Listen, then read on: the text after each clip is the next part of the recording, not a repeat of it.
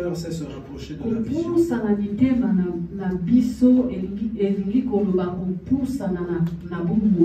Se rapprocher de la vision. Dans l'œuvre de Dieu, il y a deux choses. Il y a la mission et il y a la vision. Ce n'est pas la même chose. La mission, c'est quand Dieu donne une mission, il donne une parole. Il donne à un serviteur de Dieu. Oui, il peut te donner aussi à toi. Je veux que tu fasses telle chose. Il t'a donné la mission. Mais la vision, c'est toi qui dois la construire. Et Dieu enverrait une équipe à côté de toi avec laquelle vous allez travailler. Il peut être dit par un maire de la ville, un président, un préfet, auprès d'un architecte. Non, un maire ou un préfet peut dire à un architecte, je veux que tu me bâtisses, construises une maison sur ce terrain.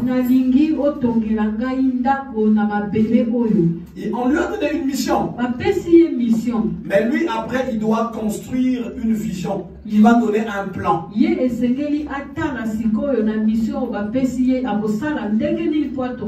Et dans ce plan-là, pour arriver à construire ce qu'il doit construire, il faut qu'il y ait maintenant une équipe. Il va mettre en place une vision pour arriver à l'accomplissement, à la réalisation de la mission.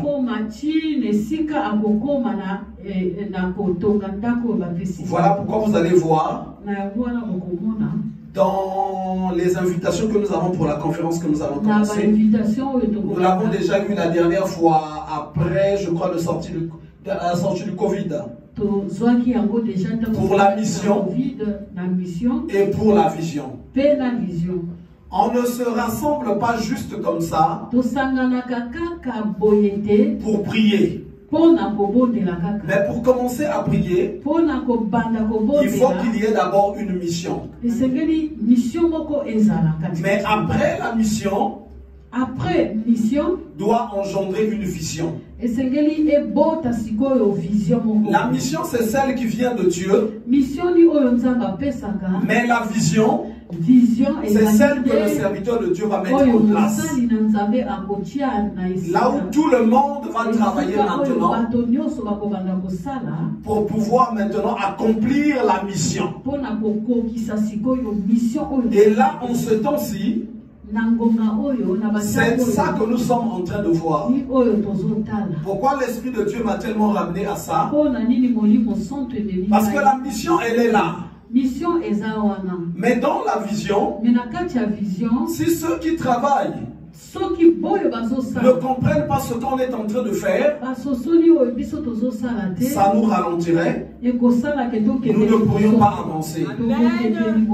Pendant qu'on était à Cher, s'il y a ici ceux qui connaissent le frère Maxime,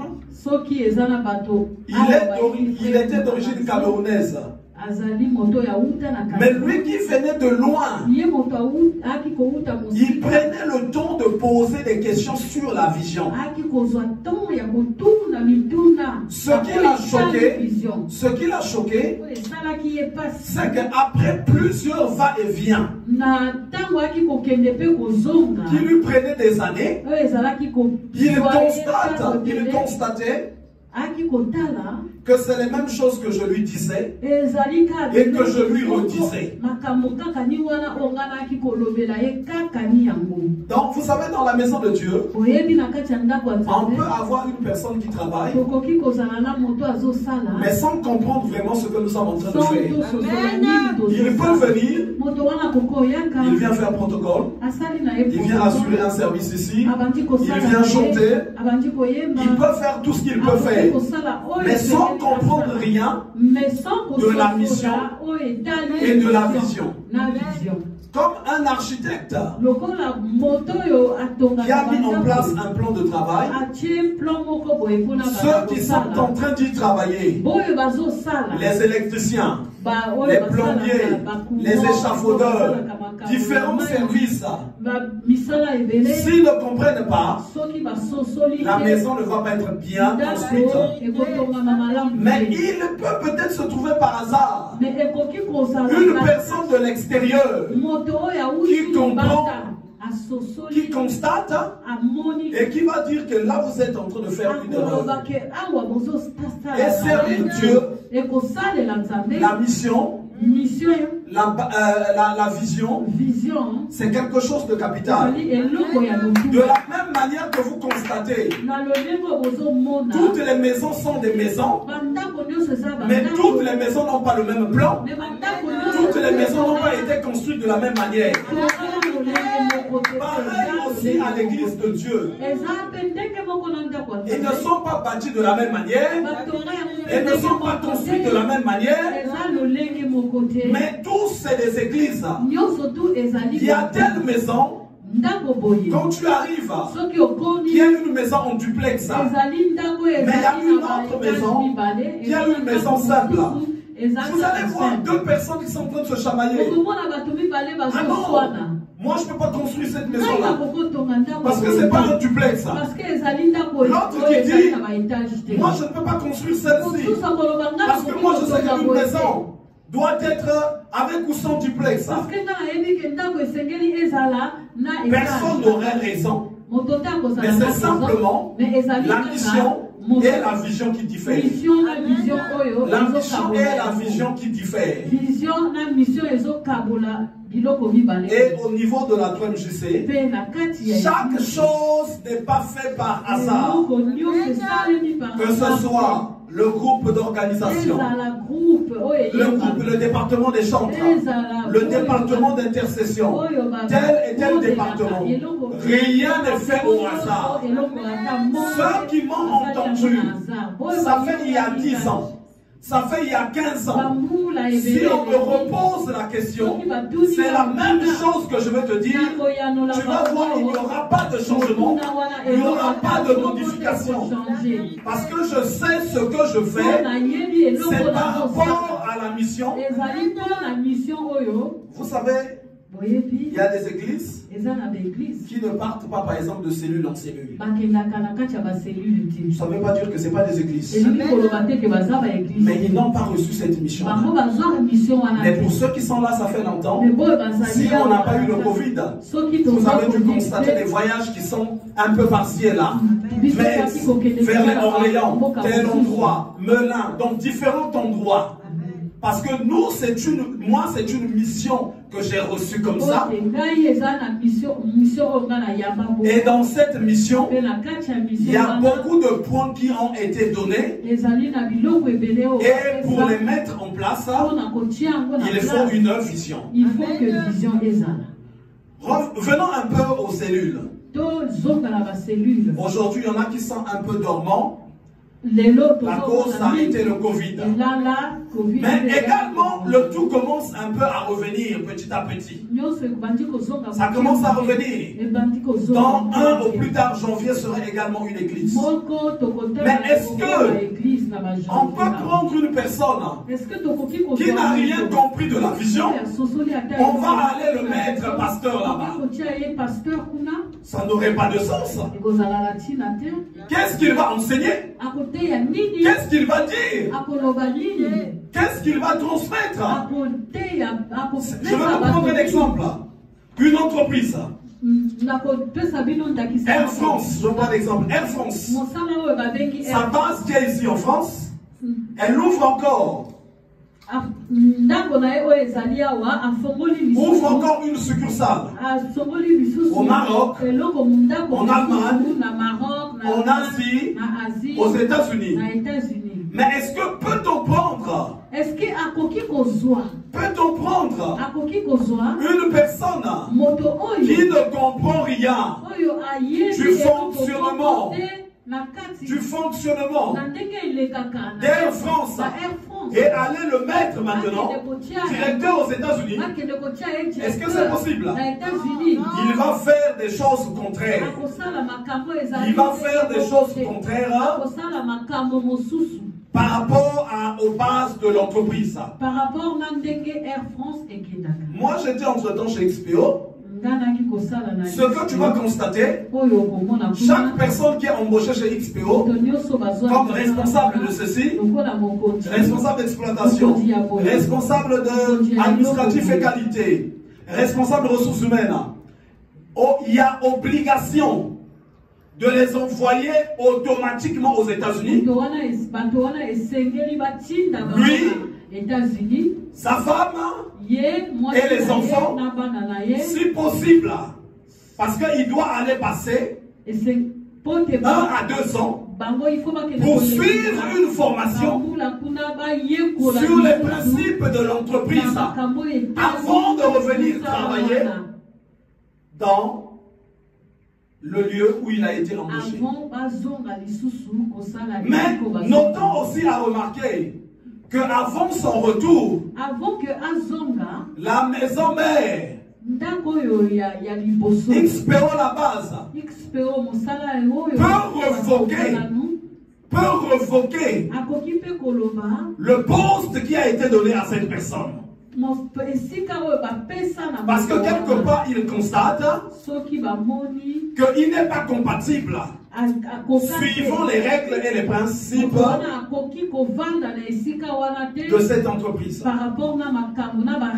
Et dans l'église aussi, chaque fois qu'on va voir, par exemple, là en face de nous, on a LM, je crois, DE, je crois, comme ça. Ils ont une manière de travailler pour que ce soit qu'ils vont encore ouvrir. En fait, c'est la même pensée qui va continuer. C'est la même vision qui va se transmettre. Et dans chaque structure, c'est le même principe. Même sur le plan familial. Une personne qui a vraiment été éduquée par sa famille, vous allez constater, c'est la même maison qui va ressortir quand il va bâtir aussi sa maison. C'est pas pour rien même que la nature a fait que celui qui s'appelle soit, je sais pas, Mbemba, Naga, je sais pas, Onsuka, quel que soit le nom, quand tu vas mettre des enfants, c'est le même nom également qu'il va porter, parce qu'en fait c'est les mêmes choses qui descendent aussi. C'est les mêmes choses qui descendent aussi. Quand on dit Bartimée, on nous précise fils de Timée. Mais si tu vas bien dans la profondeur des Écritures, ce monsieur devait s'appeler Bar. Il devait seulement s'appeler Bar. Quand on dit Bartimée, ça veut dire que c'est Bar, mais son père est en lui. Son père Timée est en lui. Non, c'est Timée. Timée qui est dans Bar. Et aujourd'hui aussi, dans le travail que nous sommes en train de faire, dans les messages, voilà pourquoi j'ai appelé ça opération. Approchez-vous. Approchez-vous. Il faut comprendre ce que nous avons comme mission. Et pour qu'une mission s'accomplisse, il faut également comprendre la vision. Quelle vision a été mise en place? Je vous prends un exemple. Dans notre principe à nous, 2 Romains 5. Qu'est-ce que je dis? 2 Corinthiens 5. À partir du verset 17 jusqu'au verset 19. Vous voyez que nous avons reçu le ministère de la réconciliation.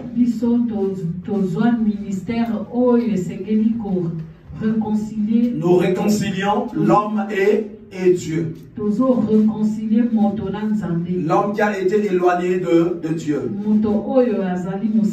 Mais ce travail-là nécessite au milieu de nous d'avoir des évangélistes, d'avoir des pasteurs. Il y a des gens peut-être qui vont se poser la question. Mais pourquoi, par exemple, l'ancienne Aude ou la sœur Aude avait été établie évangéliste?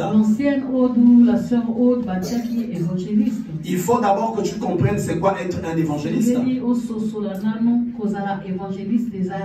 L'évangéliste c'est une personne que Dieu a donné les capacités de faire rentrer une personne dans la présence de Dieu. Donc il connaît le B.A.B.A. Comment faire accepter le Seigneur, toutes les étapes. Toutes les étapes. Qu'est-ce qu'il faut dire à la personne? Quel principe, quelle attitude il faut revêtir? C'est pas un évangéliste, n'est pas un pasteur. Lui, il prend la personne. Il va commencer à l'expliquer. Qu'est-ce qui a séparé l'homme avec Dieu? Comment le péché est rentré? Qu'est-ce qui s'est passé? Comment il a coulé jusqu'à toi? Et qu'est-ce qu'il faut faire maintenant pour commencer la marche chrétienne? Il va le faire accepter le Seigneur. Il va être conduit jusqu'au baptême. Et après, il y a des gens qui seront là pour des délivrances. Et maintenant, faire asseoir la personne dans le Seigneur. Mais ça demande une grande capacité. Il faut être formé. Parce que c'est une personne qui va être confrontée aux gens qui ne connaissent pas Dieu. Il faut les suivre derrière. Tu auras des insultes. Tu auras des injures. Tu auras des rejets. Tu auras des ceci. Mais dans son travail, Dieu va préparer son cœur. Et par rapport à la mission qu'il y a, dans la vision, il faut qu'il y ait d'autres évangélistes. Et aujourd'hui, pour l'instant, l'évangéliste que nous avons, c'est l'évangéliste Oda. Mais moi, mon souhait à moi, qu'il y ait un autre évangéliste, qu'il y ait une autre évangéliste. Mais je vous assure, quand tu rentres dans ce travail-là, tu peux craquer. Tu vas voir quelle en est la difficulté. Je vous prends un simple exemple. Est-ce que l'ancienne Dorothée peut lever la main? Moi, je bénis le Seigneur pour ce qu'elle est aujourd'hui. Mais il y a quelques années, pendant que je suis en train de former, je crois qu'en ce temps elle était ancienne, mais moi je la formais, je la préparais à monter, qu'elle arrive, qu'elle était les dimensions d'évangéliste. Elle est en train de la suivre. Ils avaient un point qui avait allumé le feu. C'était le Nzambia Pungu. Le Nzambia Pungu, c'est le Dieu des Bakongo. Mais il n'a rien à voir avec le Dieu de la Bible. Pour ceux qui sont des vrais Bakongo qui connaissent, le Pungu veut dire fétiche. Vous savez qui a modernisé ça? C'est le catholicisme. Quand le catholicisme arrive en Afrique, il fallait prendre certaines entités qui étaient puissantes et les faire rentrer. Vous allez voir, il y a eu même des êtres humains qui avaient une grande puissance mondaine, qui ont été même rentrés dedans, qu'on élève aujourd'hui dans les prières. Moi, je suis de père catholique vraiment à fond. Il y avait tous les genres de prières. La prière de Saint Charles Lwanga, est-ce que quelqu'un l'a connue ici? Voilà, l'ancien calife a connu la prière de Saint Charles Lwanga. Mais Saint Charles Lwanga, c'est un Ougandais. Mais il faut le prier. Il faut l'invoquer. Il y a beaucoup de choses qui ont été rentrées. Il y avait les prières de Monseigneur Nkungu. Il y en a les Saint Charlemagne. Et c'est de la même manière, quand le catholicisme descend vers chez nous, ils ont été confrontés à un grand mouvement puissant. C'est le mouvement des Bakongo. Vous avez remarqué, parmi les rois des Bakongo, il y a un de ses enfants qui est enterré à Rome. C'est lui qui était en train de donner les secrets. Les secrets. Quelle puissance nous agissons comme ça. Quelle puissance nous agissons comme ça. C'est là où le Zambia Pungu va être rentré. Et on nous a demandé maintenant de commencer à l'invoquer. Et quand on arrivait là-bas, il y avait même un chant. Quand ce chant-là montait, tout le monde discipline. Je vais le chanter un tout petit peu parce qu'on n'a pas le droit de le chanter dans la présence de Dieu. C'est Oh Zambia Pungu. Donc là, tout le temps. Quand tu vas dans la profondeur, fouillez ce que je vous dis même sur Internet. Parce que vous pouvez trouver ça de fois avec ça parce que de fois vous êtes de la Congo ici. Il a encore un vrai nom. Il s'appelle le Gomboa. Il s'appelle le Gomboa. C'est comme ça même qu'il s'appelle. Vous savez, une personne qui vient du monde de la sorcellerie, s'il t'enseigne les choses de la sorcellerie, écoute-le. Si c'est un sorcier qui s'est repenti, si c'est un sorcier qui s'est repenti, écoute-le. Je vais seulement te dire, il y a des choses que je vais te dire. Moi, je connais la profondeur du catholicisme. Je connais la profondeur du catholicisme. J'ai été de fois présent à certaines pratiques. Les pratiques politiciennes. J'ai été là. Là où tu vois des trucs très compliqués. J'ai été là. Je ne vais peut-être pas vous développer. Moi, j'ai une soeur qui a été mariée à un politicien très fort au niveau du Congo. Et dans certaines pratiques, étant enfant, on m'a emmené. Les prêtres sont là.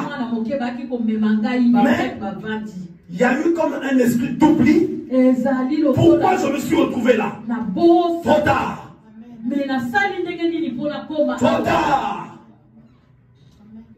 Trop tard. Trop tard. Je suis là déjà. Voilà pourquoi une personne qui est attachée au catholicisme, c'est un sorcier.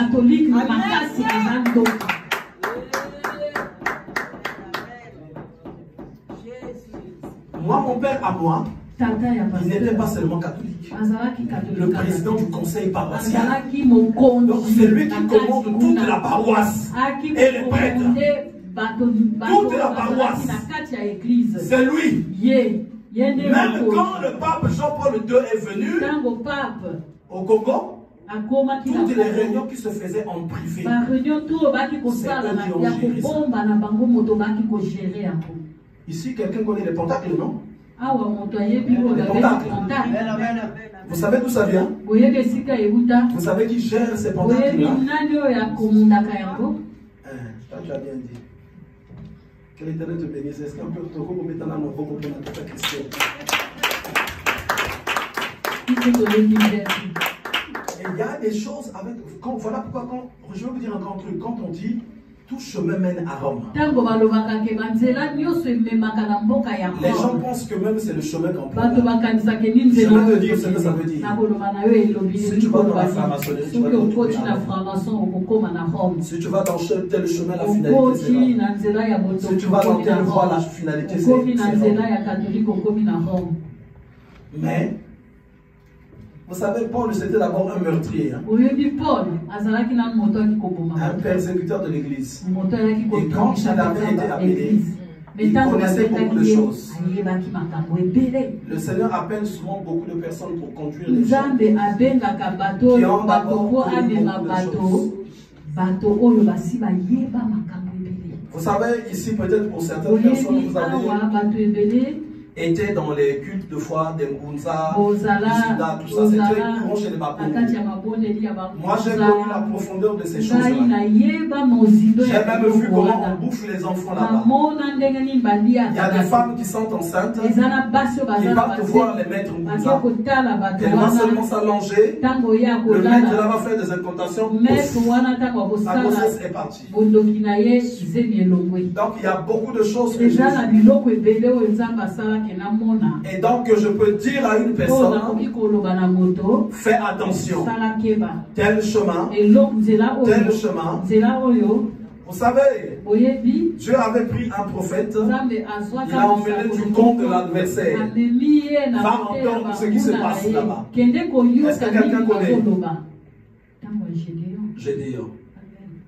Et il y a des personnes, des fois pourtant quand vous avez été appelé, vous venez de quelque part. Tu viens de quelque part. Mais tu es tellement agité, tu ne prends aucun enseignement de là où tu es venu. Et quand je reviens sur ce que je disais de l'évangéliste Haute, il a dit chez l'ancienne Dorothée, il faut que tu arrêtes avec le Nzambia.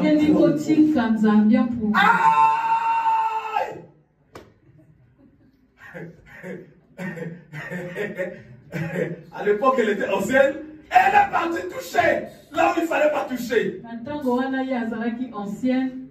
Simba est là comme un sous-sous. Simba Nzambia pour vous la gagner. Ça vient de Goyoganate. Je vous prends cet exemple-là pour vous montrer la difficulté que peut avoir un évangéliste. C'est un chemin difficile. Et moi, j'ai vu quand ça montait. Quand tu es évangéliste, tu vas aller toucher là où il ne faut pas toucher. Voilà pourquoi ne te lève, pense pas seulement qu'en te levant, tu vas devenir telle chose, tel point. Il y a des grandes difficultés à tous les ministères que le Seigneur donne. Et ce chemin-là, elle est passée par là. Elle est passée par là. Elle a connu des difficultés. Elle a connu des difficultés. Mais aujourd'hui, l'enseigne de Rome n'est pas là. Est-ce qu'on peut acclamer le Seigneur? Aujourd'hui, tu vas pouvoir prier le jardin pour vous. Mais est-ce que la bataille était facile au début? Elle était difficile. Pourquoi elle était difficile? Tu es venu de là. Mais moi aussi, je suis venu de là. Mais est-ce qu'aujourd'hui, tu n'es pas bien placé pour enseigner par rapport à ça? Quand tu regardes d'où tu viens, quand tu vois le chemin des parents, quand tu vois beaucoup de choses. Et c'est pour ça que nous avons besoin des évangélistes. Vous savez, tu peux prier chez toi, tu peux jeûner chez toi, tu peux venir servir le Seigneur dans l'église, mais aucun ministère n'est facile dans la maison de Dieu. Ça demande un grand brisement. Ça demande un grand abandon de soi. Ça demande un grand renoncement de soi. Quand tu vas rentrer dans le ministère, même ta famille va commencer à te réclamer. Que nous, c'est pas comme ça que nous étions en train de vouloir de toi. Où est-ce que tu es en train de partir maintenant? Qu'est-ce que tu es en train de devenir là? Parce que même nos familles ont de l'espérance pour nous. Nos familles attendent des choses. Même si ce n'est pas de fois des choses occultes, mais ils veulent te voir avec eux, en train de manger, en train de boire, en train de faire la fête, en train d'être comme eux. Mais quand tu rentres dans le ministère, tu changes directement. Si tu étais là, et ça c'est le pas que les gens font quand ils acceptent le Seigneur. Mais toi, Dieu va te demander de ne pas être ici, mais de quitter là, de venir très loin. Et ta famille va dire, mais les autres se mettent ici. Toi, pourquoi tu es parti là-bas? Pourquoi tu es parti là-bas? Parce que pour pouvoir travailler dans une vision ou dans une mission, quand ce temps-là arrive, il y a un grand changement de kappa. Il y a un grand changement de position. Et cette position-là, les gens ne vont même pas le comprendre. Ça fait des jours. Depuis que nous sommes en train de parler de la vision et de la mission, il y a des choses que je suis en train de dire. Quand on rentre normalement dans la mission, dans la vision, il y a des choses que tu vas abandonner. Par exemple, la débauche, l'idolâtrie, les excès de table, l'ivrognerie, beaucoup de choses. On a vu ça pendant même la veille de prière. Mais imagine un peu, tu avais ta vie de copinage, copain, copine. Maintenant que tu veux rentrer auprès de Dieu, dans la profondeur, les gens commencent à te voir, quitter la vie de copinage, aller pour toi très loin. Les gens vont dire, Seigneur, mais qu'est-ce qui lui arrive? Il fait la dépression ou quoi? Les gens vont dire quoi? Mais Oyo quelque chose, mais là, Oyo. Ça c'est quelle manière de prier ça? Ça c'est quelle manière de prier? Les gens ont prié. C'était pas comme ça. Mais n'oublie pas qu'il y a des gens qui priaient que les sorciers bouffaient. Mais toi, par le fait que tu quittes là, tu te mets ici, ils ne vont plus te bouffer. Et là aussi les sorciers vont dire, quelle est cette prière-là qui est en train de faire? Là où on ne peut pas le bouffer, ils vont dire ceci, ça ce n'est plus de la prière, ça devient de la magie, ça devient du mysticisme.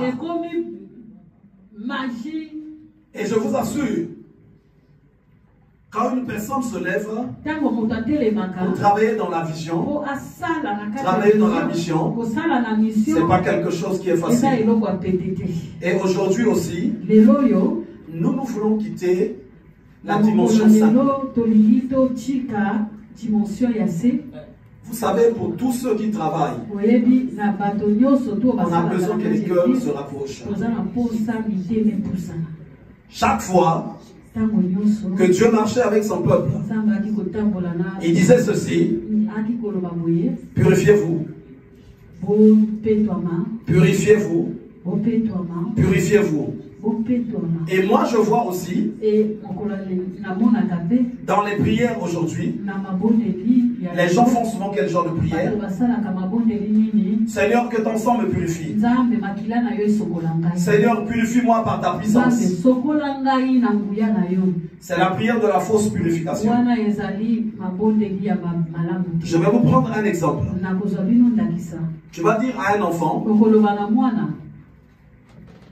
va laver. Tu dis à un enfant, va laver, tu es un parent. Tu lui as juste dit ça. Va laver. Est-ce que cet enfant-là peut aller faire quelque chose? Est-ce que moi, je dis à quelqu'un, par exemple, ici, va laver. Est-ce qu'il y a laver qui est dedans ou non? Laver, c'est pas laver, non? Et l'enfant va se poser quelle question? Qu'est-ce que je vais laver? Est-ce qu'il dit que j'aille me laver? Parce que laver, ça peut de fois aussi être les cheveux. Parce que ça peut de fois être les chaussures. Ça peut de fois être les vêtements. Ça peut de fois être se laver. Mais l'enfant va dire laver, c'est quoi? Qu'est-ce que je vais laver? Le langage ne serait pas bien. Et c'est ce qui se passe souvent entre nous et Dieu. Je ne sais pas si c'est qui ne parle pas bien. Si c'est Dieu qui ne parle pas bien. Ou si c'est nous qui ne sommes pas disposés à écouter Dieu. Dieu a seulement dit, purifiez-vous. Et il est parti. Et puis nous aussi on dit, purifie. Et c'est fini. C'est un théâtre. Le parent dit, va laver. Et toi aussi tu dis, laver. C'est fini. Il y a quelque chose qui ne va pas. Que fera l'enfant? Qu'est-ce que je vais laver? C'est où le problème? Le mot purification revient chaque fois dans la Bible. Nous, on ne cherche pas la comprendre. Qu'est-ce que, ou sur quelle dimension, sur quelle base doit se reposer la purification? On choisit les principes les plus simples. Seigneur, purifie-moi par ton sang. Purifie mes yeux, purifie mes mains, purifie ma bouche, même mon nez, par ton sang, par ton sang. Le Père te dit, va laver. Toi tu commences à dire, lavez les cheveux, lavez les pieds, lavez les mains. Ça n'a pas de sens. Quand Dieu dit ceci, purifiez-vous. Je redis ça d'une autre manière. Lavez-vous. Ou soit lavez. Toi, tu vas laver les vêtements. Je reviens encore. Lavez-vous. Lavez. Après, à un moment donné, il y aura une grande confusion. Quand on va dire, lavez-vous, ou purifiez-vous, puisqu'il y a beaucoup de choses à purifier. Ça peut être le comportement. Ça peut être le raisonnement. Ça peut être les actes que nous posons. La question qu'il faut poser à Dieu, qu'est-ce que je dois purifier dans ma vie? Est-ce que Dieu n'a pas bien parlé? Parce que le langage de purifier vous, c'est pas un langage qui est clair. Voilà pourquoi généralement, quand on dit dans la Bible, purifiez-vous, même ceux qui refusent de se purifier, quoi qu'ils sont en train de se purifier, parce que pour eux il suffirait de dire que ton sang me purifie, que ton sang me purifie. Bon, imaginons un peu. Imaginons un peu. Ça, c'est la personne qui est comme un vêtement ou voilà, autre chose. C'est la personne. Dieu dit, purifiez-vous. Donc, le sang de l'agneau, c'est maintenant comme l'eau. Tu vas laver. On lave. Après, ça sèche encore. Mais vu que la personne n'a pas compris, si on dit purifiez-vous, ça veut dire qu'il y a la saleté. Ça veut dire qu'il y a la souillure. La personne va se laver avec le sang de l'agneau. Elle redevient encore pure. Mais comme elle ne sait pas d'où vient la saleté, elle se salit encore. Quand elle va se ressalir, elle va encore se purifier. Elle devient pure. Elle se salit encore. Va encore te purifier. Je vous prends un exemple. Un vêtement, un t-shirt blanc qui se salit. Quand il s'est sali, tu vas le laver. Tu le portes encore. Il se salit. Tu le laves encore. Tu le laves encore. Tu le reportes encore. Au fur et à mesure que tu es en train de le laver, il va se retrouver avec quelle couleur? Il va perdre sa blancheur. Vrai ou pas vrai? Il va perdre sa blancheur. Qu'est-ce qui serait le mieux? Si c'est l'huile de vidange qui était en train de salir le t-shirt là, que tu ne te rapproches plus de l'huile de vidange. Ça, c'est ce qui serait le mieux. Un mécanicien qui va avec son t-shirt blanc, qui va laver les véhicules avec, qui va nettoyer les véhicules, qui va faire de la mécanique, le vêtement se salit. J'aime vraiment mon t-shirt. Qu'est-ce que je vais faire? On lui montre comment le laver. Il va le laver avec un produit spécial. Le voilà qui revient encore faire la mécanique avec. Le vêtement se salit encore. Est-ce qu'il a de l'amour pour ce vêtement? Le vêtement va vite s'user. Et donc, quand on n'a pas compris les principes de la souillure, d'où ça vient ces sources, on ne peut pas vraiment se purifier. On ne peut pas vraiment se sanctifier. Ce n'est pas possible. Il y a des choses qui souillent vraiment. Et un enfant de Dieu, quand Dieu lui dit, purifiez-vous, il doit chercher à comprendre, il doit rechercher. Mais de quoi Dieu est-il en train de parler? De quoi Dieu est-il en train de parler? Une personne qui fait une prière, ça fait 15 ans. Purifie-moi par ton sang. Et une personne qui médite, qu'est-ce qui est en train de me suivre? Dans quelques années, ils n'auront pas un même mode de vie. Ils n'auront pas le même, ils ne seront pas vus de la même manière auprès de Dieu. Parce qu'il y a un autre qui est en train de prier, juste en disant seulement, purifie-moi par ton sang. Mais il y a un autre qui est en train de regarder, mais qu'est-ce qui souille ma vie? Vous savez, dans chaque chose, là où Dieu dit, abandonne cette chose, ne le fais plus, Dieu donne toujours une alternative. Il donne une autre solution qui te permettrait d'avoir une très bonne vie. Qui te permettrait d'avoir une très bonne vie. Il ne peut pas te dire, ne fais pas ceci, et il te laisse comme ça. Si Dieu dit par exemple à quelqu'un, évite par exemple la vie de copinage. Mais ne crois pas que Dieu va dire ceci. Toi, tu n'aurais plus de femme dans ta vie. Ou tu n'aurais plus de mari. Mais Dieu veut qu'on c'est comme ça. Ça veut dire qu'il veut te donner un mari. Il veut te donner un mari. Ou il veut te donner une femme. Amen.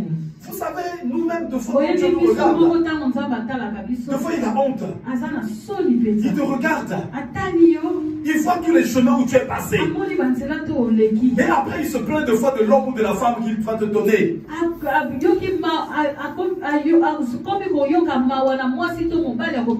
Vous savez, s'il y a des noms qu'une personne n'aime pas entendre, personne au monde n'aime son rival ou sa rivale. Personne, même si c'était l'ex de ton mari ou l'ex de ta femme, personne ne peut aimer ça. Et donc, quand tu es passé par une voie, là tu as eu beaucoup de copains ou beaucoup de copines, pourtant Dieu te disait attends ta mari ou ta femme. Mais les chemins où tu es passé, c'est ça des fois qui va faire manquer la paix dans ton mariage. Et deux fois quand ta femme va passer, ou ton mari, le diable rentre toujours dans l'ex. Lance un peu une phrase. Elle est pour nous. D'abord, la semaine passée, il était chez moi quand il était rentré en retard.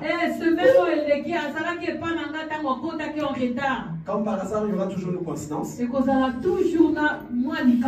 Oui, il était aussi rentré en retard. Toi, ce jour-là, tu étais où? Mais j'étais où? Après le boulot, je suis passé à tel homme. Je te dis, il faut que tu me dises. Sinon, tu vas me sentir. Et là, le diable maintenant vient s'asseoir au milieu de nous. Comme il est invisible, il commence à dire à la femme, elle ment. Elle ment. Pose-lui bien la question. Pose-lui bien la question. Et la paix est partie. Mais le vrai problème, parce que depuis le début, personne n'a dit. Donc, dans chaque chose où Dieu demande que nous purifions, c'est pour notre bien. Et la purification évitez un peu les raccourcis. Des vieux papas qui sont fatigués avec Christ. Avec le Seigneur. Ah, il est fatigué, il a tellement fait de ce qu'on a purifié-moi par ton sang. Il est là toujours, purifie-moi par ton sang. Purifie-moi par ton sang. Mais il ne sait pas qu'il doit rechercher la purification lui-même. Si vous lisez le livre d'Hébreux, il est écrit ceci. On va le lire rapidement. Rapidement.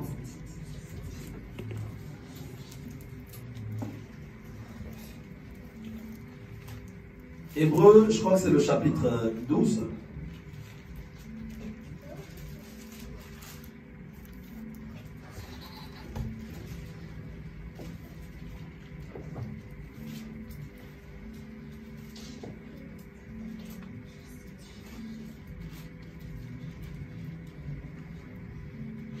Hébreux chapitre 12, le verset 14. Est-ce que quelqu'un peut lire au milieu de nous? Amen. Recherchez la paix avec tous et la sanctification sans laquelle personne ne verra le Seigneur. Amen. Recherchez la paix avec tous. Donc, cette partie-là, on la met d'abord de côté. Recherchez la sanctification. Parce qu'il y a deux choses qu'on nous demande de rechercher. La paix avec tous et la sanctification. Mais on ne nous dit pas d'invoquer la sanctification. J'invoque la sanctification. Et les gens qui font ces prières-là, ils y mettent du temps avec conviction. Souvent, ils font la conviction parce qu'ils savent que c'est faux. Seigneur, purifie maintenant mes yeux, purifie-les, purifie-les, purifie ma bouche, purifie ma bouche. Il va même crier. Oui, maintenant, je sais que je suis purifié.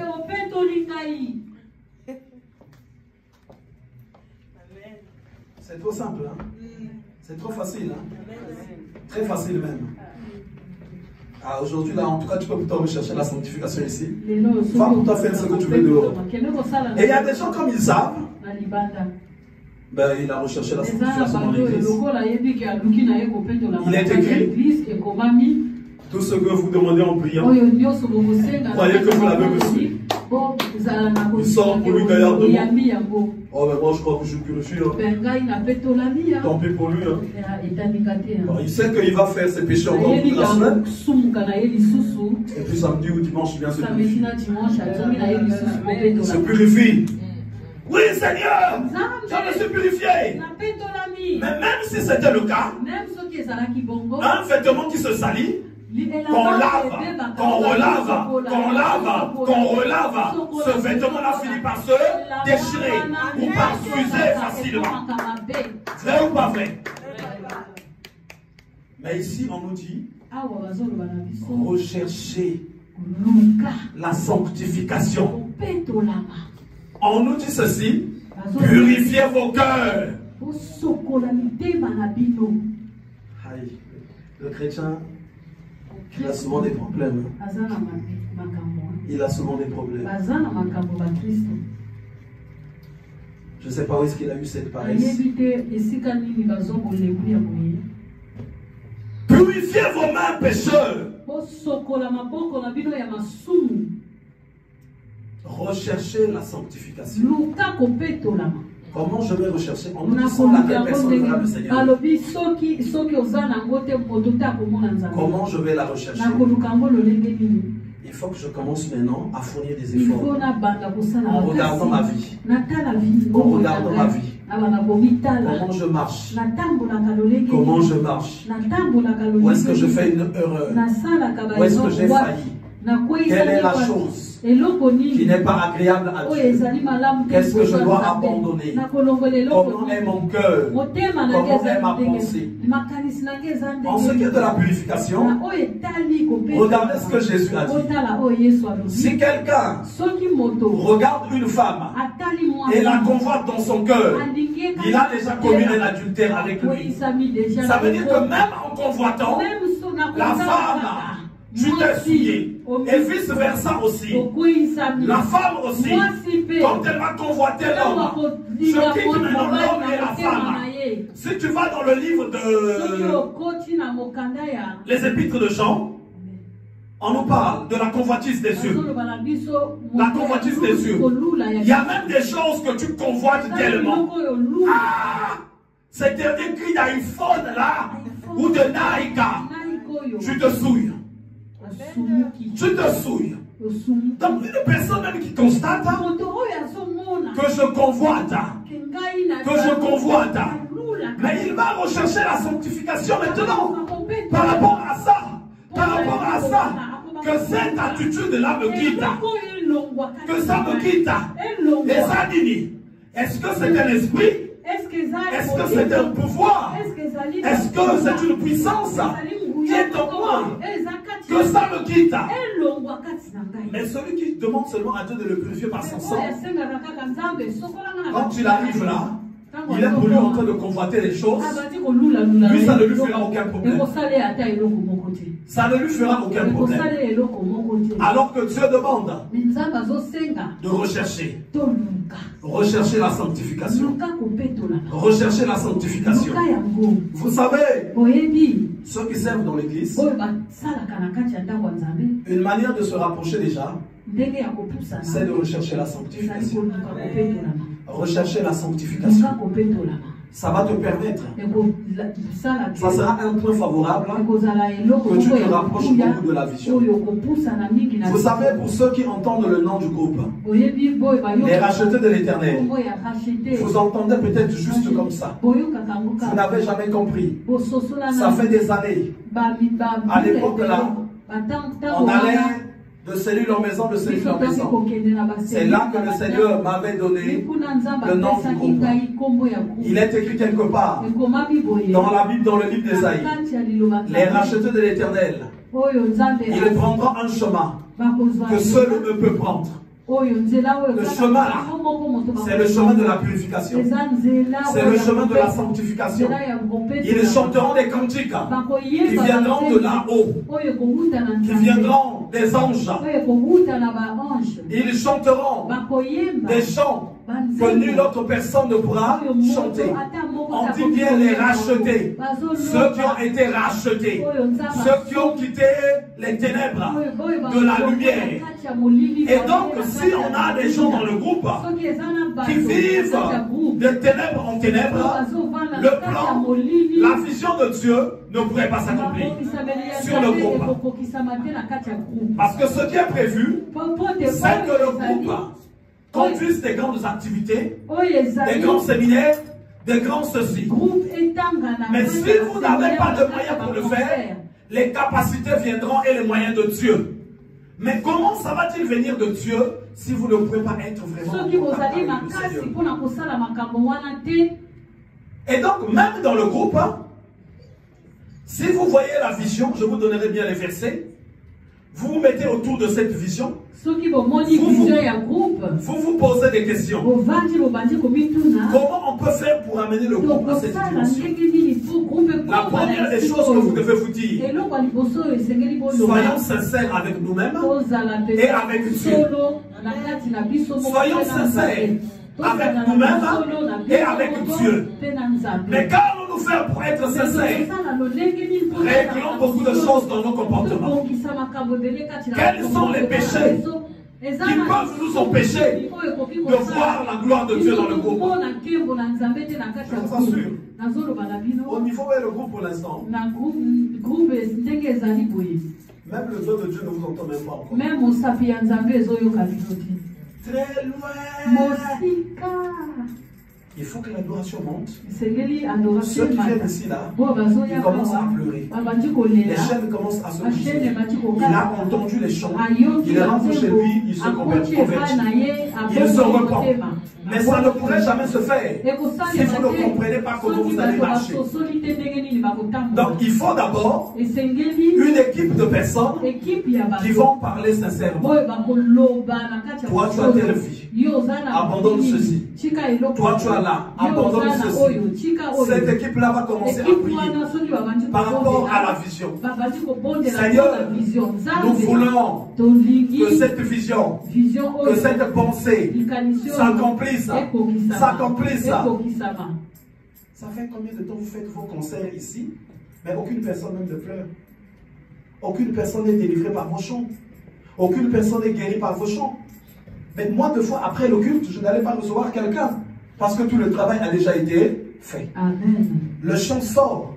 Le chant est sorti. Les délivrances commencent à se faire.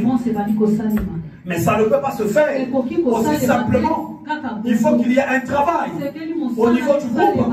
Qu'allons-nous faire? Qu'allons-nous faire? On va lire un peu la parole de Dieu.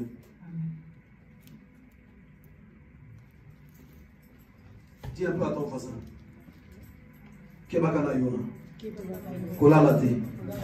Je te surveille. Le livre de Josué.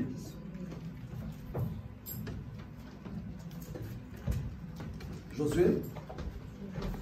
Et je vais vous lire aussi le livre de Pierre. Livre des Actes des Apôtres, pardon. Actes des Apôtres. Je vais commencer d'abord. Actes des Apôtres.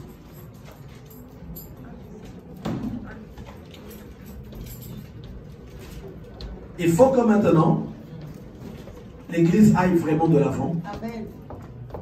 On n'a pas besoin des gens qui viendront juste pour nous distraire. Mais on a besoin des gens qui vont dire, qu'allons-nous faire? Qu'allons-nous faire?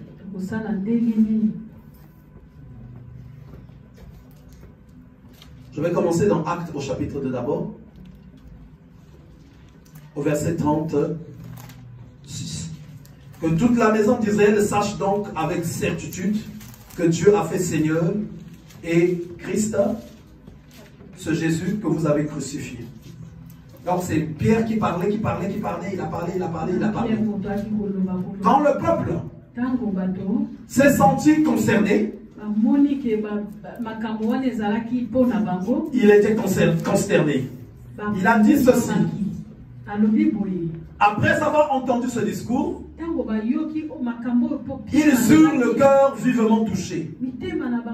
Et ils dirent à Pierre et aux autres apôtres, hommes frères, que ferons-nous? Tout de suite, ils se posent la question, qu'allons-nous faire? Parce qu'ils devaient rentrer maintenant dans une dimension extraordinaire. Qu'allons-nous faire? Qu'allons-nous faire? Et les enfants de Dieu, s'ils savent rechercher la puissance de Dieu, ils vont voir des choses extraordinaires.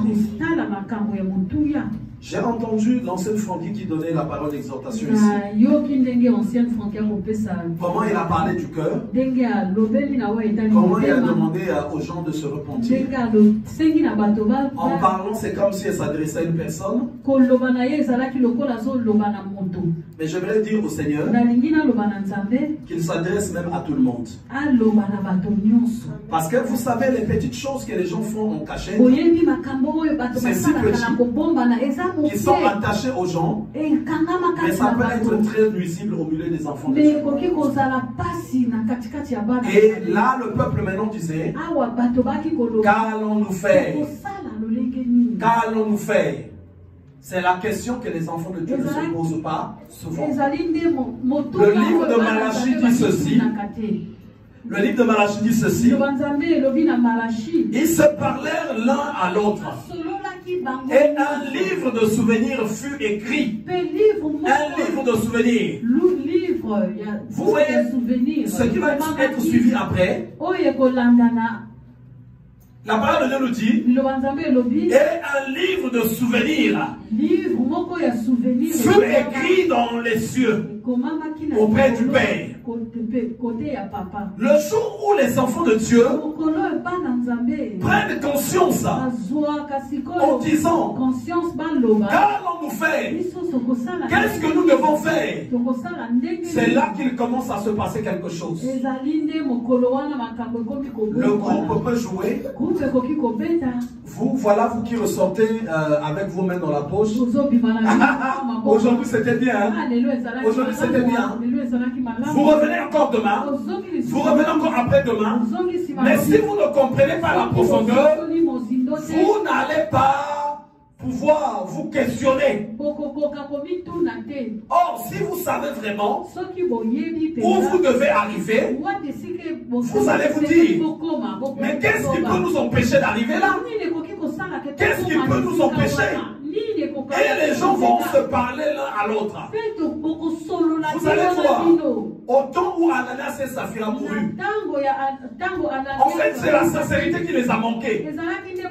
Parce que quand vous allez voir Pierre, il a dit ceci, est-ce que le chant ne te revenait-il pas? Logiquement c'était à lui. Il pouvait être sincère. Et puis la chose devait être compréhensible. Mais quand il n'y a pas de sincérité, il va être difficile de rentrer dans la vision. Mais si les gens se concertent et disent non, qu'on fasse avancer l'œuvre de Dieu, qu'est-ce qui peut nous empêcher? Qu'est-ce qui peut nous empêcher? Il y a quelque chose qui peut nous empêcher de faire avancer l'œuvre de Dieu. Les soumous. Dès que vous allez dire les soumous, chacun va dire ceci.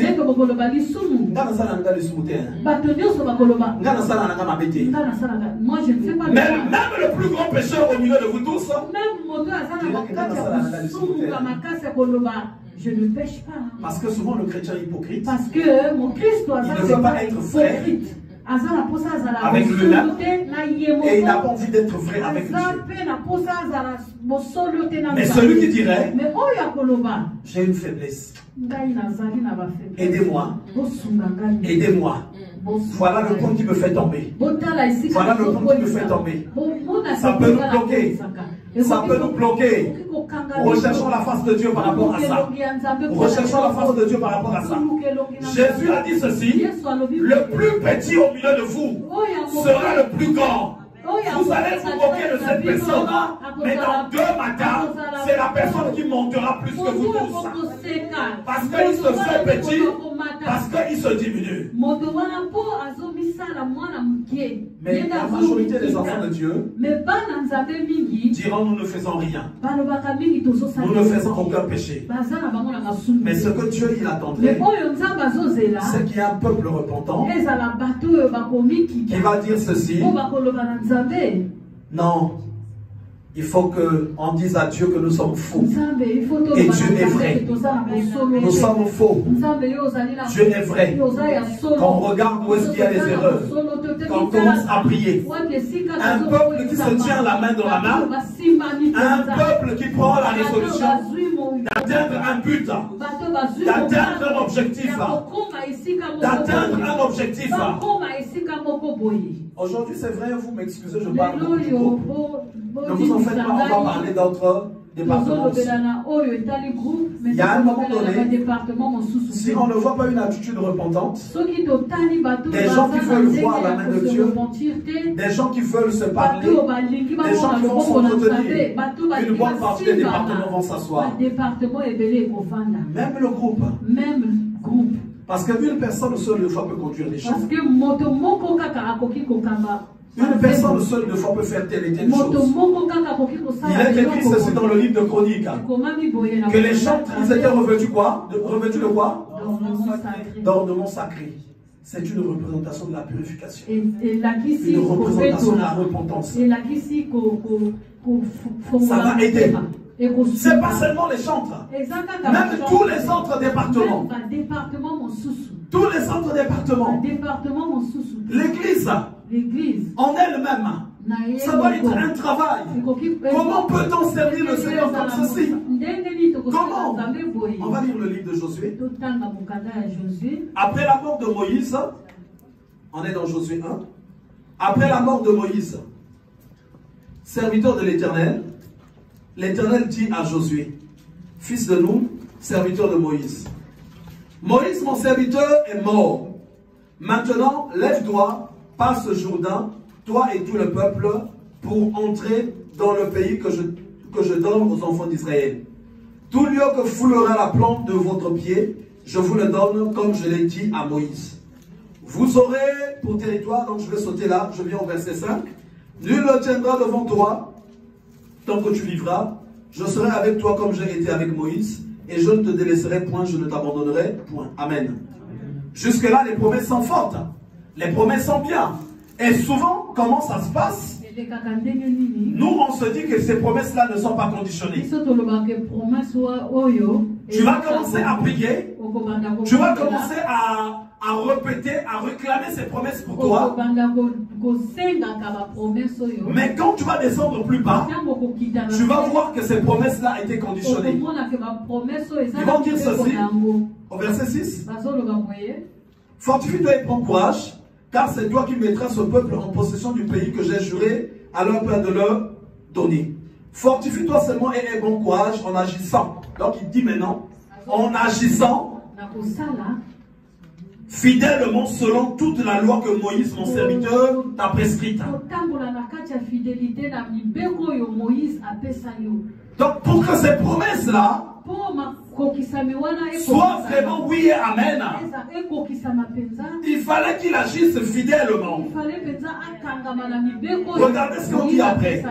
Ne t'en détourne ni à droite ni à gauche, afin de réussir dans tout ce que tu entreprendras. Que ce livre de la loi ne s'éloigne point de ta bouche, médite-le jour et nuit pour agir fidèlement selon ce qui est écrit. Donc les conditions vont maintenant arriver. Pour que ça s'accomplisse, il faut que tu agisses fidèlement. Ça veut dire que quand tu n'agis pas fidèlement,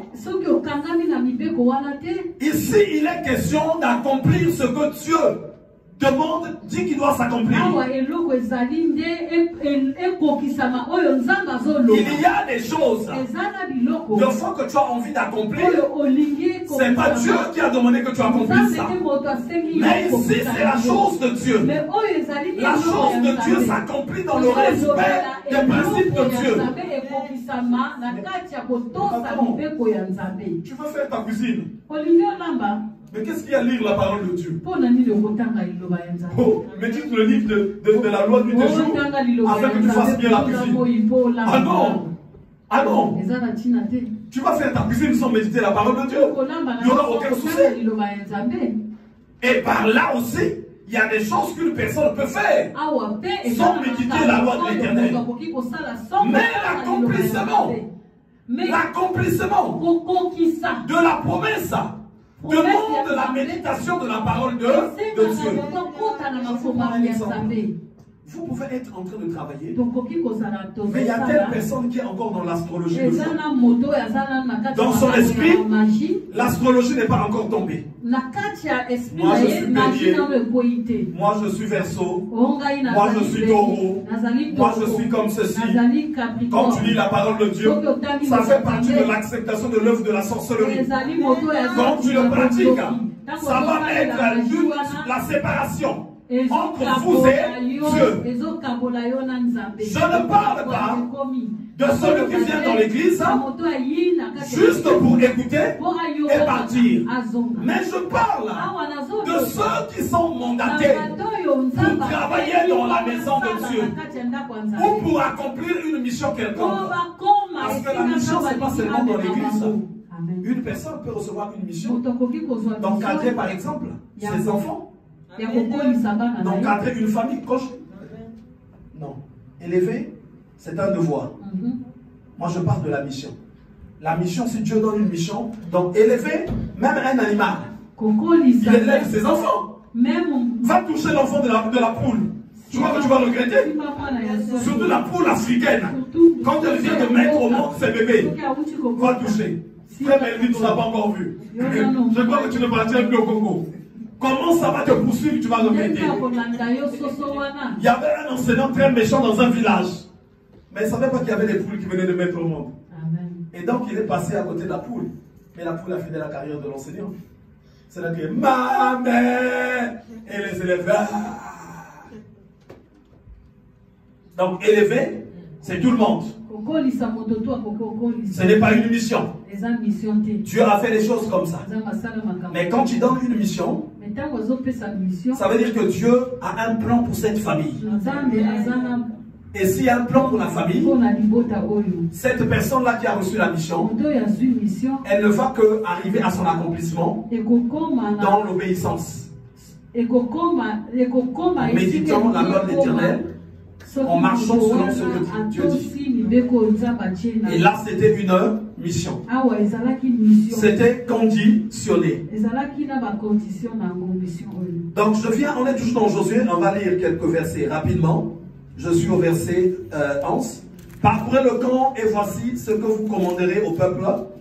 Préparez-vous des provisions, car dans 3 jours, vous passerez ce Jourdain pour aller conquérir le pays dont l'Éternel, votre Dieu, vous donne la possession.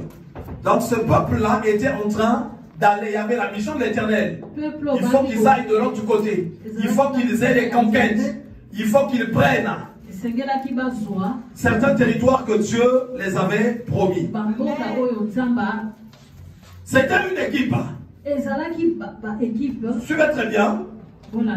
Pendant que Dieu va leur donner la mission, au fur et à mesure qu'ils avançaient, ils vont se retrouver maintenant en face de Jéricho. Jéricho était barricadé. Jéricho était fermé. Ce n'était pas la mission de Josué. Ce n'était pas la mission du peuple. Mais c'était la mission de l'Éternel. Et Dieu va leur montrer comment il fallait prendre Jéricho.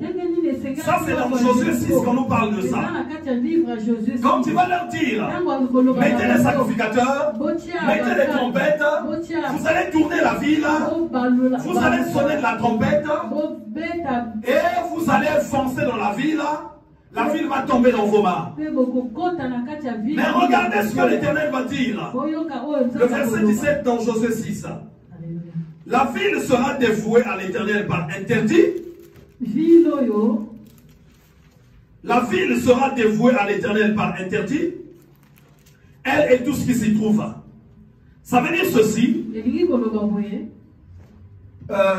À cause ou pour l'Éternel,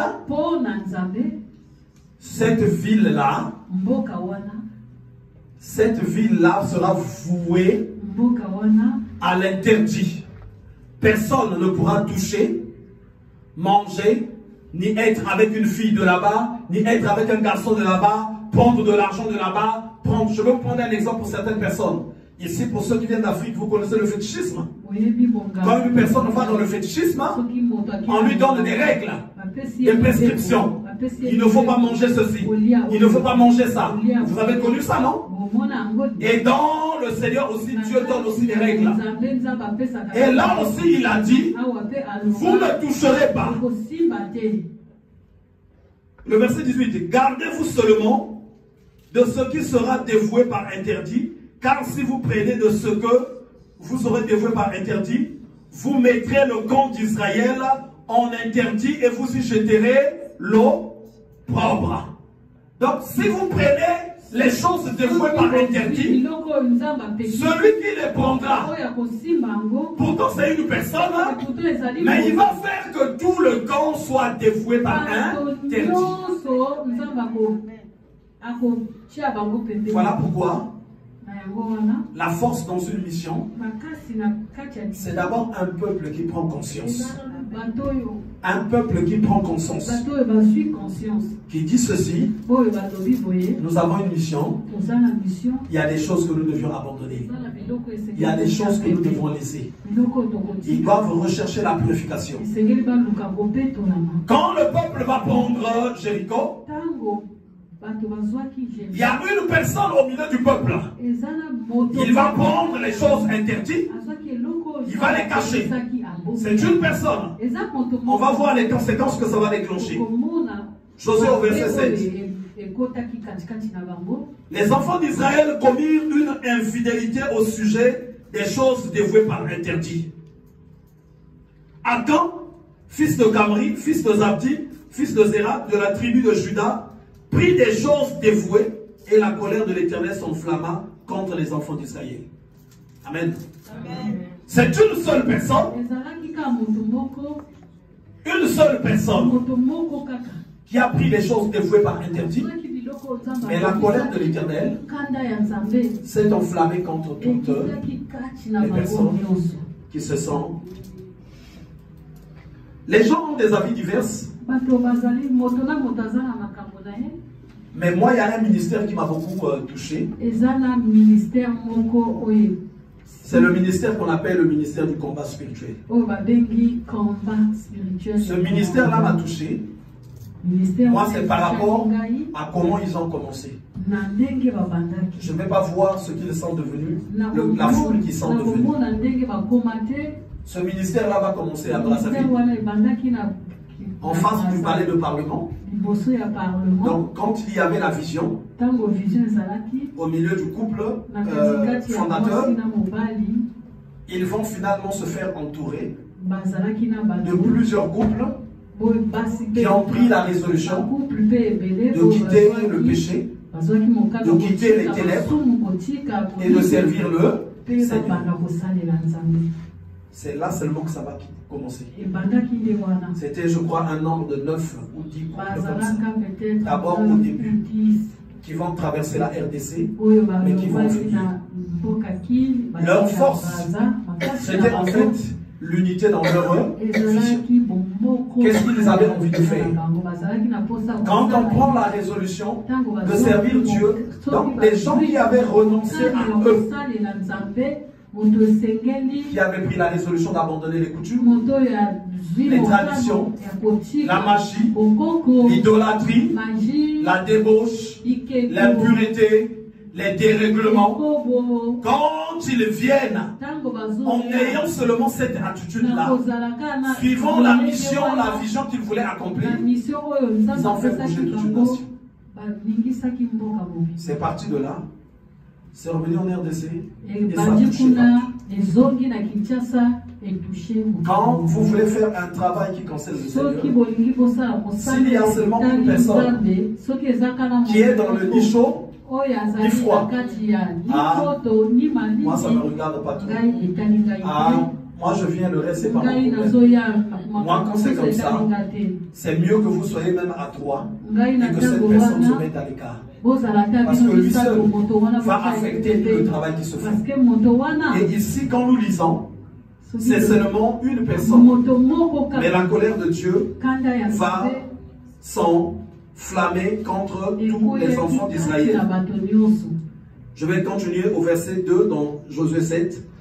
Josué envoya de Jéricho des hommes vers Aï, qui est près de Beth-Aven, à l'orient de Bethel. Il leur dit: montez et explorez le pays. Et ces hommes montèrent et explorèrent Aï.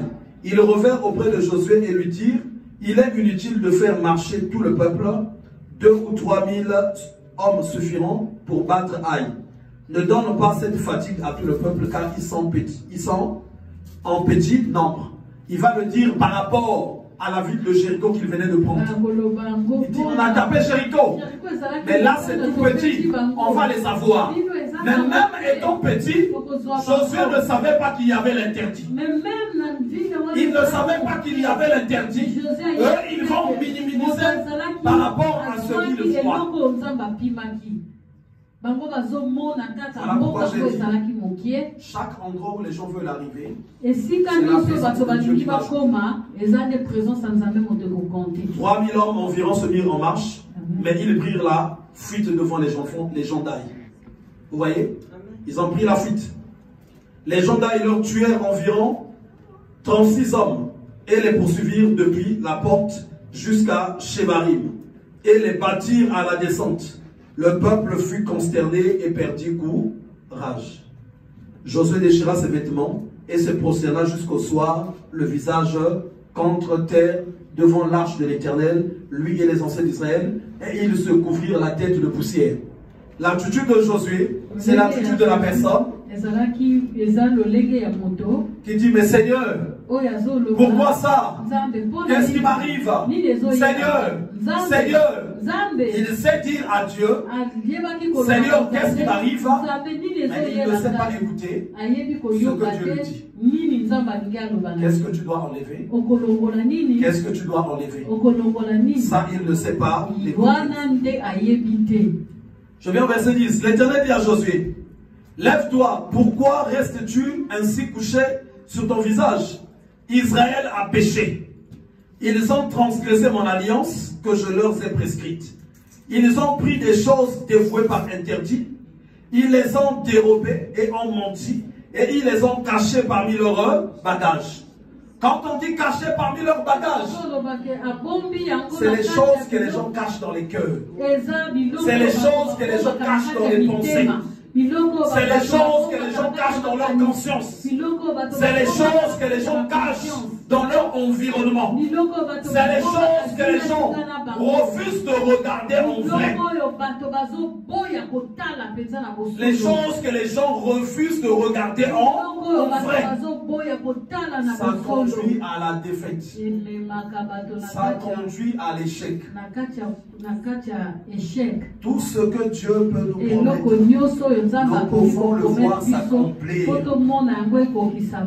Mais il faut d'abord que les gens arrêtent de cacher les choses dans leur bagage. Dans leur bagage. C'est là que ça se passe. Voilà pourquoi ce qui est à la veille de prière, je disais même. Pour moi, je dis même, c'est même mieux quand il y a par exemple quelqu'un qui trouve que bon, moi je vais être avec un tel. Le problème que nous avons, c'est pas de condamner, mais c'est d'aider que nous sortions dans le péché. Mais c'est pour cette raison que l'Église doit entourer les gens en disant, si cela est convenable que vous devez être comme ça, nous sommes là pour vous accompagner. Moi je veux que tout le monde se marie ici. Même le précieux s'il prend la résolution de se marier. Même Chris. Bon. Ah, mais moi, je veux me marier, j'ai trouvé que bon. On va l'accompagner. Il va faire sa dot. Il va à la mairie. C'est fini. Vous voyez ça? Est-ce qu'on n'aurait pas fermé une porte au péché, non? Quelqu'un qui trouve que moi je faillis dans tel, je ne parle pas que du mariage, hein. Tous les points là où une personne peut faillir, si on en fait une priorité, si on se tient, excusez-moi, hein, ce jour-ci c'est pas le jour du message. Dieu va te bénir. Amen. Comme ça là, non. Mettons un peu d'abord ça de côté. On veut parler de la mission et de la vision. Nous avons une mission. Nous avons une mission et une vision. Moi, je vois des gens qui parlent d'évangéliser là. Les deux équipes qui sont dans l'église. Vous voyez comment vous n'arrivez pas à aller attraper les arbres. Mais parce que des fois, quand vous partez là, Dieu est en train de voir les choses qui sont cachées à l'intérieur de vous. Et le diable, il vous joue des tours. Il faut que les choses cachées l'attendent. Au nom de Jésus.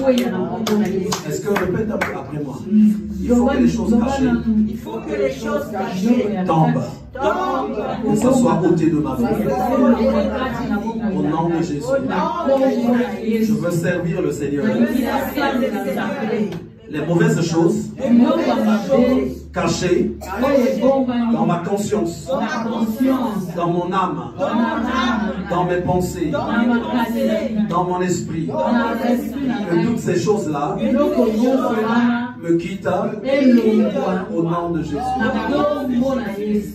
Vous savez, quand vous voyez les églises, là où il y a 500, 1000 personnes, 10 000 personnes, la force de l'église là, c'est pas seulement le pasteur, mais c'est le pasteur et toute l'équipe. Comment ils sont disposés, comment ils sont disposés. Si c'est bien réglé à ce niveau-là, vous allez voir après, l'église va aller de là. Quand Dieu dit à Jacob, vas-y, monte à Bethel. Est-ce que vous comprenez ce que ça veut dire? Bethel veut dire la maison de Dieu. Mais pas une maison physique, mais la maison spirituelle. Là où on rentre pour rentrer dans la grande dimension. Jacob va dire à son peuple, purifiez-vous, enlevez les autres dieux qui sont au milieu de vous. Il savait que c'était pas possible de rentrer dans la gloire en étant également mal accompagné. Donc tous, on doit voir. Non frère, il y a quelque chose, les autres disent ça. Là, ça ne va pas, il y a quelque chose qui ne va pas. Il faut que ça s'arrange. Il faut que ça s'arrange. Il faut qu'il y ait bon. C'est une équipe d'abord forte. Surtout le groupe, je vais insister sur ça. Il faut que vous parlez. Il faut que vous vous entretenez. Il faut que vous vous soutenez. Tous ceux qui travaillent. Surtout ici devant. C'est ce que je disais chez l'évangéliste. On ne permettrait plus à n'importe qui de venir assurer un service de vous. On veut voir des gens qui ont pris la résolution de renoncer à beaucoup de choses. Ça peut être difficile. Les gens peuvent mal interpréter ça, mais c'est ce qui serait salutaire. Parce que nous ne venons pas jouer, mais nous venons servir le Seigneur. Et nous faisons des fois des activités qui peuvent être difficiles.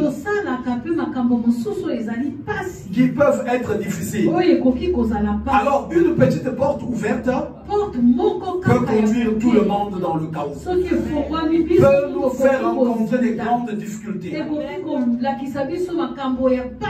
Vous savez, c'est pas pour vous dire. Il y a des moments où nous partons de fois dans des délivrances, où nous avons eu des délivrances ici, mais l'évangéliste Aude est là.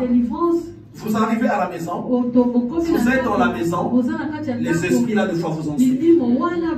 Vous êtes dans la maison, vous commencez à le voir comment il se déplace dans la maison. Et si vous n'êtes pas dans la présence de Dieu, mais l'esprit là va vous suivre. Pourquoi? C'est pour venir vous dire bonjour. Il veut venir tuer quelqu'un. Il veut venir faire du mal à quelqu'un. Il veut venir faire du mal à quelqu'un. Et donc dans l'église, je vous dis ça simplement pour prendre conscience de la dangerosité de la mission.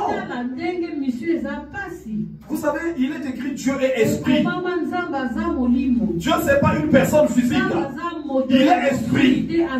Quand il t'envoie en mission, tu pars combattre contre des esprits. Mais comment peux-tu combattre contre des esprits que tu ne vois pas? Si tu n'es pas dans la présence de Dieu, si ce n'est Dieu qui t'équipe, tu es en train d'aller à la mort. Tu es en train d'aller à la mort. Raison pour laquelle chacun est appelé à pouvoir bien se regarder et à se séparer de l'interdit. Regardez ce que va dire l'Éternel au verset 12 dans Josué 7. Aussi les enfants d'Israël ne peuvent-ils résister à leurs ennemis? Ils tourneront le dos devant leurs ennemis car ils sont sous interdit. Donc quand tu es sous interdit, l'ennemi va souvent t'intimider. Tu vas aller en bataille avec lui, il y a beaucoup de choses qu'il va te bloquer. tu auras de la victoire quand d'autres personnes qui sont dans la présence de Dieu viendront combattre avec toi. Mais quand ils ne seront plus là, tu vas être en danger. Tu vas être en danger. Or, le plan et la pensée de Dieu, ce n'est pas qu'une seule personne soit là. Imagine un peu que tu ne comptes que par exemple, bon, quand le pasteur va arriver, c'est sûr que ça va finir. Mais moi, le mois prochain, je vais voyager. Hein. Fais seulement attention que ça se passe quand je ne serai pas là. Quand tu m'appelles pasteur, moi je suis là. Comment ça va se passer alors? La pensée de Dieu, c'est que chaque personne soit dans la présence de Dieu. Chaque personne soit dans la présence de Dieu. Je ne serai plus avec vous si vous ne détruisez pas l'interdit du milieu de vous. Vous voyez ce que Dieu dit? Hey, je ne serai plus avec vous si vous ne détruisez pas l'interdit. Donc, l'interdit, il faut l'étudier chaque jour. C'est quoi l'interdit? Qu'est-ce que Dieu ne veut pas? Vous allez voir, quand vous allez lire tout Josué 7, quand ils vont faire le tri, ils vont s'apercevoir que ça venait de Aka. Ils ont brûlé. Ils ont brûlé sa maison. Ils ont brûlé tout ce qui était à lui. Et après, le peuple est parti dans la victoire. Ça veut simplement dire ceci. Ne vous en faites pas, on va brûler personne. Hein. Il y a des gens qui vont dire, ah, moi je n'irai plus. On dirait le dimanche, ils vont brûler des gens là. On dirait le dimanche, ils vont brûler des gens là-bas. On ne va brûler personne. Mais ce que Dieu veut, c'est que l'interdit soit ôté. L'interdit soit ôté afin que nous partons dans la victoire. Mais je vous ai dit ici un dimanche, il y a plusieurs catégories de personnes dans l'église. Ceux qui viennent au culte, ceux qui viennent servir le Seigneur, et également ceux qui sont en train de gérer la mission et la vision. Mais pour cette qualité de personnes qui travaillent dans la mission et la vision, ils ne peuvent plus avoir la même vie que les autres. Ici, il y a des gens, ils peuvent plus quitter après le culte. Je le croise même là en train de boire, c'est bien, en train de marcher même avec des prostituées. Non, non, non. Moi, je lui dirais qu'il continue de venir à l'église. Son temps va arriver. Mais celui qui sert le Seigneur, du côté de la mission, du côté de la vision, cette personne-là aura beaucoup d'exigences. Sa manière de marcher ne sera plus la même. On va s'arrêter là. Ce que je souhaite, c'est que tu te purifies. Mais tu ne te purifies pas en disant que Seigneur, purifie-moi. Que tu recherches la sanctification, que tu recherches la purification. Afin que l'œuvre de Dieu aille de l'avant. La sanctification, si tu ne la cherches pas, tu ne pourras pas te sanctifier. Parce que ça se trouve de fois dans le comportement, dans le raisonnement, dans beaucoup de points. Comment tu réagis quand il y a des besoins? Comment tu réagis quand il y a des situations? Alléluia. Tu vas faire une courte prière avec moi. Au nom de Jésus. Je désire m'approcher de Dieu. Dans le nom de Jésus. Voilà pourquoi je refuse de cacher l'interdit dans mon âme, dans mon esprit, dans mes pensées, dans mon cœur. Que cela soit consumé. Que cela soit ôté dans le nom de Jésus. Je veux être pur au devant de l'Éternel dans le nom de Jésus. Amen. Dieu vous bénisse.